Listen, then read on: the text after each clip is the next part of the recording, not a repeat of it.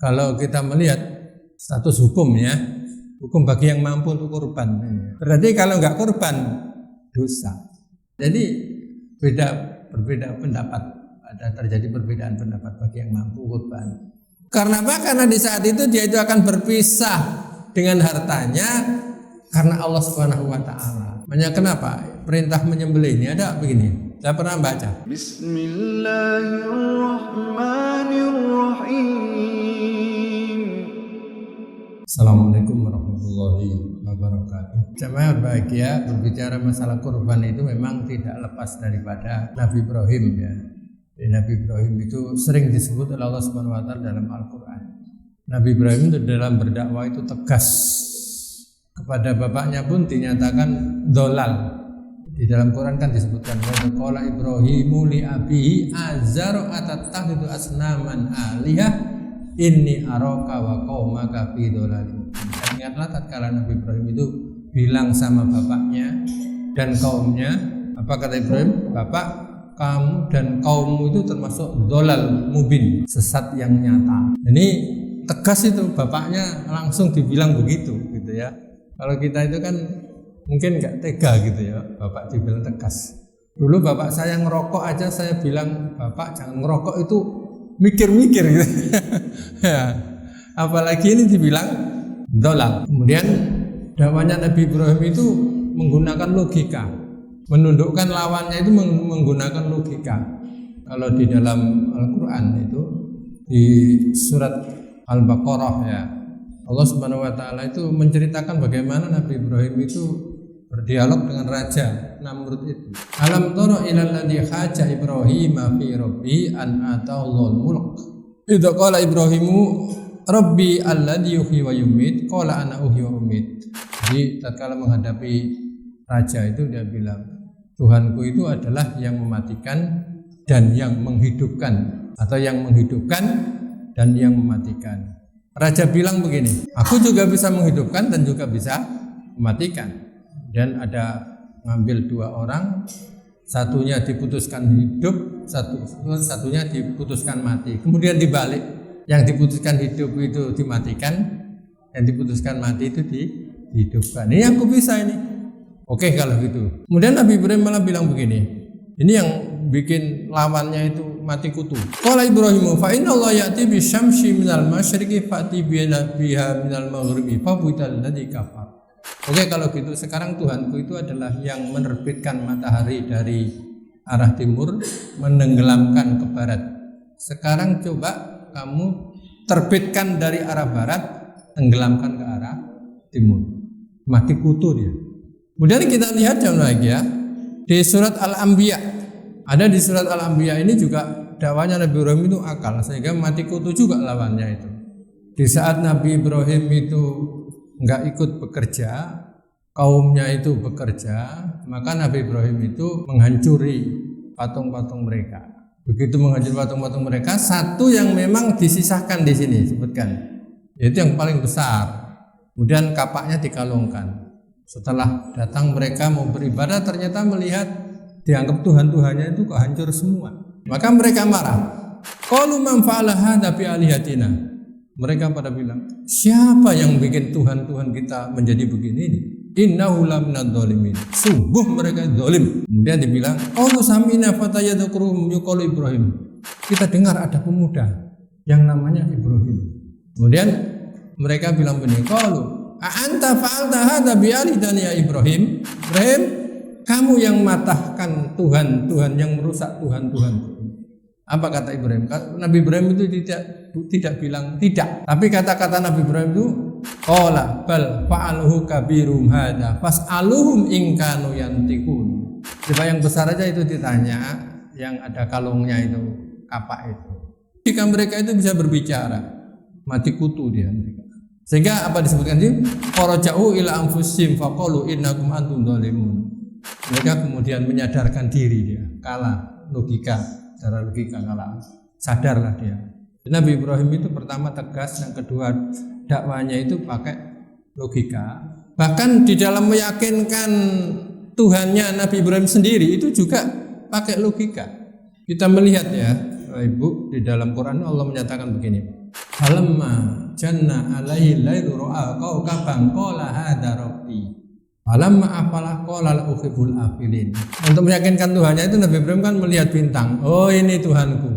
Begitu bintang lenyap, oh aku enggak mau, Tuhan kok lenyap. Begitu lihat bulan, falamma aral qamara bazighan qala hadza rabbi. Tatkala melihat bulan yang dianggap lebih besar lagi ya, kalau bulan purnama, hadza rabbi, ini Tuhanku. Falamma afala, maka tatkala bulan itu juga tenggelam, Nabi Ibrahim bilang, qala la illam yahdini rabbi la akunanna minal qaumidz dzalimin. Tuhan, kalau sekiranya Engkau enggak menunjukkan aku, memberi hidayah kepadaku, niscaya aku termasuk orang-orang yang zalim. Setelah itu lagi melihat matahari, falamma rasyamsa bazighatan qala hadza rabbi hadza akbar. Melihat matahari, ini Tuhanku, ini besar.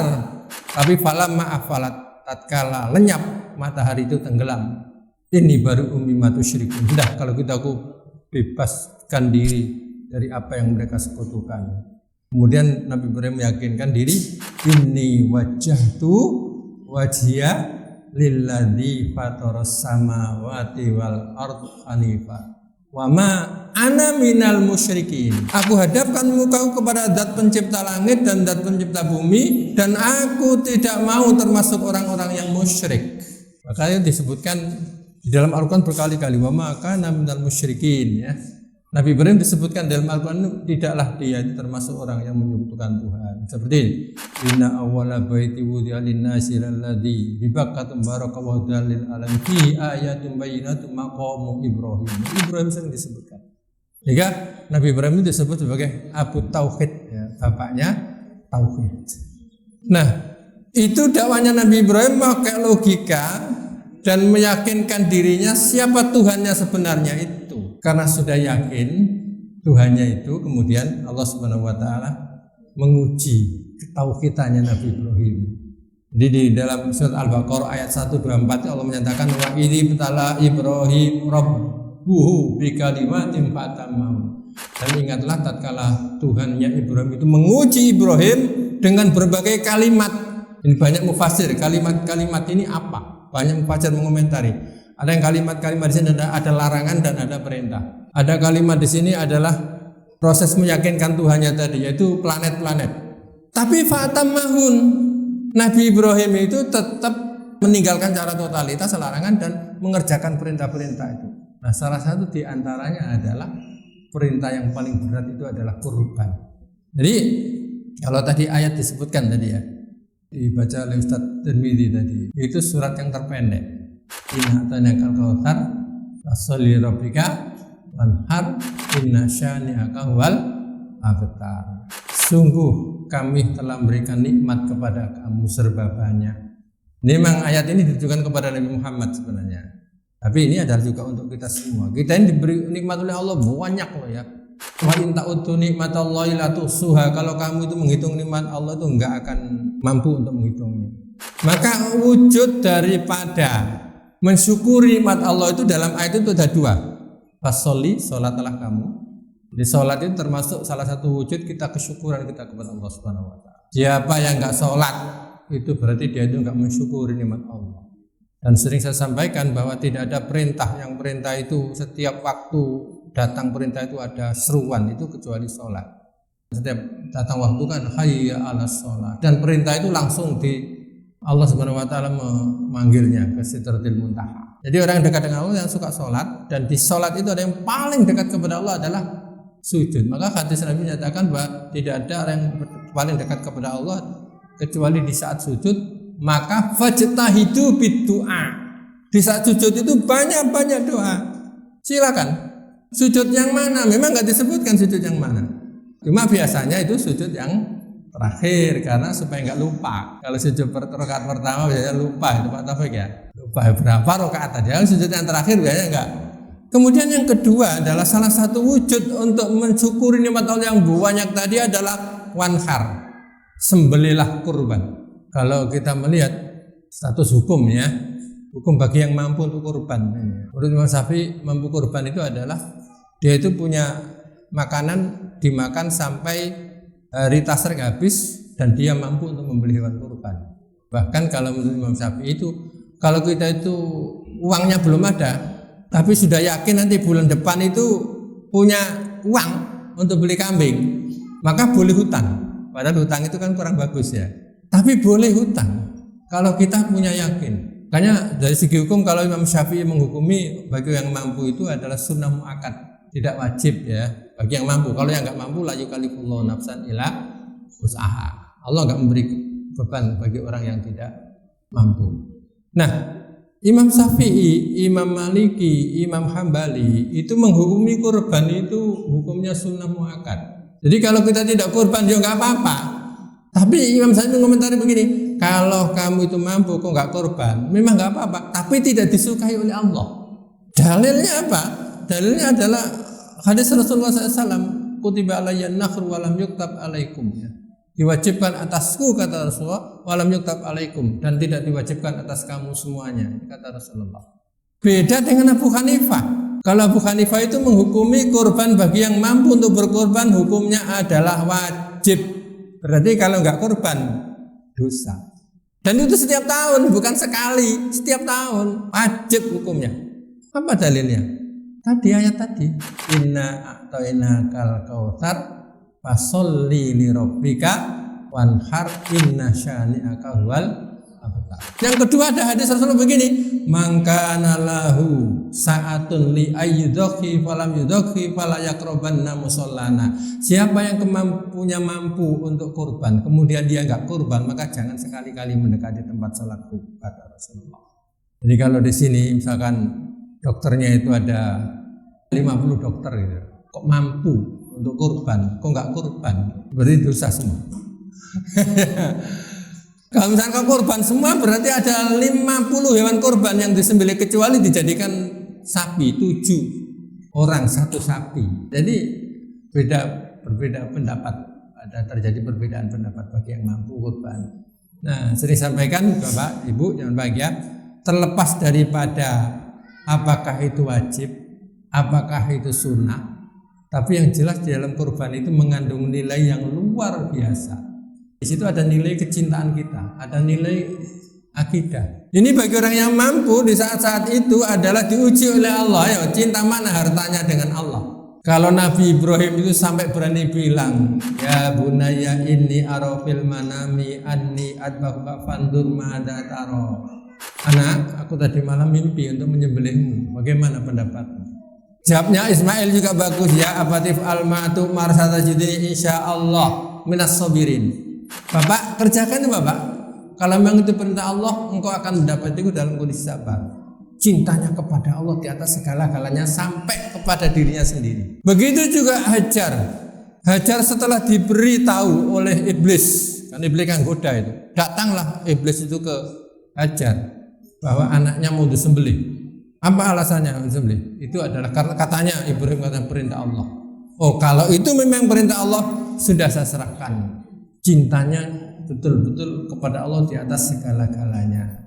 Nah kita itu harta 3 juta coba kita sisihkan, itu menunjukkan kecintaan kita kepada Allah itu di atas segala-galanya. Dan bahkan andaikan kita itu tidak kurban, itu Allah Subhanahu wa taala itu akan memperingatkan begini, disebutkan dalam surat At-Taubah ya, ayat 24. Qul in kana aba'ukum wa abna'ukum wa ikhwanukum wa azwajukum wa ashiratukum wa man taraftumuha wa tijaratun takhshawna kasada wa masakinu tardawna ahabba ilaikum minallah rasul wa jihadin fisabilillah fatarabbasu hatta ya'ti Allah bi amri. Katakan ayat manfaat kepada umatmu, jika bapak-bapakmu, anak-anakmu, saudara-saudaramu, istri-istrimu, kemudian hartamu, usahamu, tempat tinggalmu itu lebih kau cintai bila dibandingkan dengan cinta kepada Allah dan Rasulnya dan jihad di jalan Allah, maka ada dampak negatifnya. Fatarabbasu kata Allah, tunggu saatnya sampai Allah nanti memutuskan perkaranya. Ini menunjukkan ada dampak negatif kalau kita meletakkan harta, usaha kita, tempat tinggal kita lebih kita cintai daripada Allah, maka Allah menyatakan fatarabbasu hatta ya'ti Allah bi amri. Tunggu saatnya. Nanti Allah akan memberikan dampak negatif bagi orang itu. Jadi ada nilai akidah. Kemudian yang kedua, di dalam kurban itu ada nilai ibadah. Maka orang ibadah itu tadi judulnya dituntut keikhlasannya. La yanallahu luhumuha wala dima'uha walakin yanalu taqwa minkum. Yang sampai kepada Allah itu bukan daging, bukan darahnya, tapi yang sampai kepada Allah adalah apa? At-taqwa minkum, keikhlasan kamu. Sehingga karena keikhlasan kita itu disuruh membeli hewan kurban itu hewan yang bagus. Seperti Nabi Ibrahim itu adalah ganteng, molek, dan yang dicintai gitu ya. Hewan kurban yang bagus, bukan yang cacat. Makanya Rasulullah menyatakan ada hewan kurban itu yang nggak boleh dijadikan kurban. Yang pertama adalah al-aura'u al-bayinu waruha, yang buta. Jadi nanti kalau ada di penjual sapi, buta aja ini Pak murah. Itu penjual sapi nggak tahu hukum, nggak boleh. Kemudian yang kedua ada wal arjau al bayyin dolauha, yang pincang. Jadi kita beli itu yang jalannya sempurna, jangan yang pincang, nggak sah kalau pincang. Dan yang ketiga adalah wal marid al bayyin maradua, yang sakit nggak boleh. Oh ini sakit, kambing ini sakit, sapi ini sakit, bisa dilihat dari segi gairah makannya, bisa dilihat dari segi kotorannya. Sekarang ada dokter hewan. Dan yang keempat adalah al-kabiratu allati la tunki, yaitu hewan kurban yang tua yang enggak ada dagingnya. Kambing betina lagi. Ada pertanyaan, bolehkah betina? Boleh. Jadi hewan betina atau jantan yang tidak berdaging lagi, hanya tulang dan kulitnya saja, itu enggak boleh. Kenapa? Al-Quran menyatakan kita itu enggak bisa mendapatkan sebuah kebaikan sebelum kita itu membelanjakan harta di jalan Allah terhadap apa yang kita cintai itu. Kan Allah menyatakan lan ta'nalu birra hatta tunfiqu mimma tuhibbun wa ma tunfiqu min syai'in fa innallaha bi alim. Kamu enggak akan memperoleh kebaikan dari Allah sebelum kamu belanjakan harta di jalan Allah terhadap harta yang kau cintai. Enggak boleh, nak, ini kambing ini pincang, serahkan, nak. Enggak boleh. Jadi ada keikhlasannya. Makanya orang yang kurban itu disunahkan melihat. Sunah ya, artinya bukan wajib ya.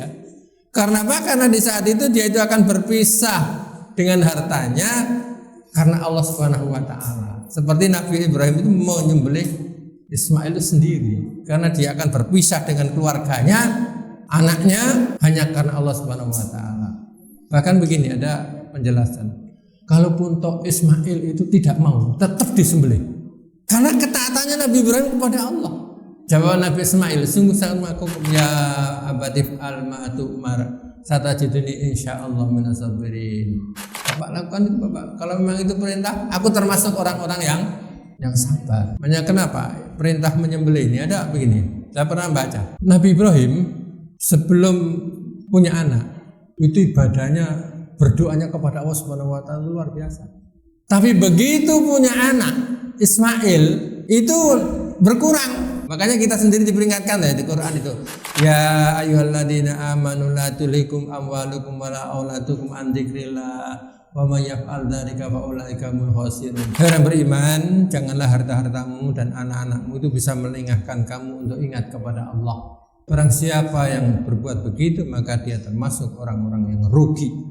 Nah, Nabi Ibrahim waktu belum punya anak itu kan sering berdoa, Rabbi habli minas sholihin, ya Allah berikan keturunan yang soleh gitu. Tapi begitu ada anak ternyata agak beda gitu. Sehingga Allah akan, aku nguji sekarang Nabi Ibrahim ketaatannya dengan aku.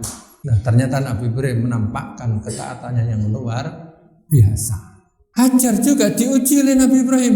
Selama saya tinggal ini bagaimana istriku, didik anak apa enggak? Sebab itu kan habis ditinggal Ibrahim jauh kan, lama kan, diletakkan di lembah yang tandus ya, nggak ada buah, nggak ada apa, nggak ada air, tapi ternyata juga luar biasa, mendidik betul. Maka bagi yang punya kesempatan, ayo kurban, mumpung kita dikasih kesempatan.